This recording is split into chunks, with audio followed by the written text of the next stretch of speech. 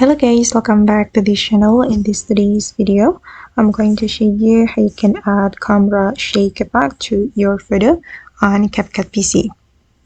Okay, let's get into it guys. I have created a project in my CapCut PC and I'm going to add this photo to my timeline. I'm going to add camera shake effect to this photo. If we want to add that effect, we can go to the effect menu right here, and then you just need to search for the camera shake. Oops, like this. And there will be some results for you, and you can scroll down and choose the camera shake.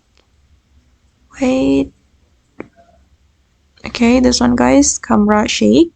You can add it to your photo like this, and now the effect has been added to my photo, and we can customize the range and the speed as well.